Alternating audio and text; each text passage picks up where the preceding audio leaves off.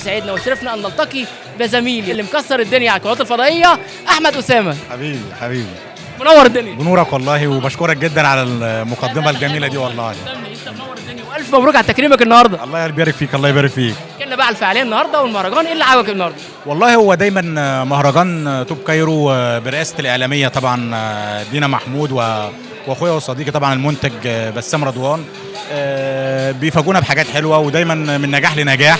كون ان هو في خلال سنتين بيعمل السيزون السابع، فدي حاجه كويسه جدا. في ناس بقى لها في المجال 5-6 سنين وما عملوش حتى لغايه السيزون الثالث والرابع يعني. فكون ان هو دايما يعني دؤوب في الاستمرار في النجاح والكلام ده، فده في حد ذاته انجاز ونجاح، وبالتوفيق والنجاح ليهم كلهم يعني.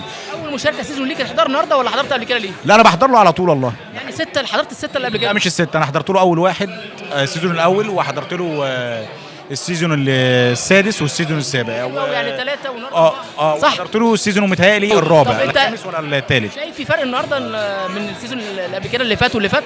والله هو دايما بيفاجئنا بتغيير اولا بتغيير المكان، بيطور من نفسه. شايف ان في تنظيم كويس النهارده، شايف ان في روح حلوه في المكان مع الناس، شايف ان في استقبال كويس.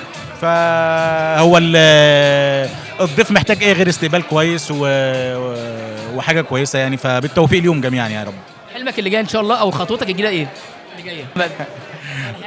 لا مش نفسي في حاجه دلوقتي. دايما متواضع انت، مش عارف اقول لك. انا سعيد بلقائك المثمر النهارده معايا، وان شاء الله ما يكونش اخر لقاء، دايما لقاءاتنا اخرى دايما مع بعض. تسلم يا احمد، تسلم. شكرا حبيبي. انت عايز اقول لك على حاجه بقى، الراجل ده انا بحبه جدا في الله.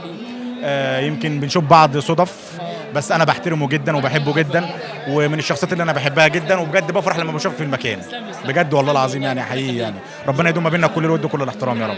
تسلم.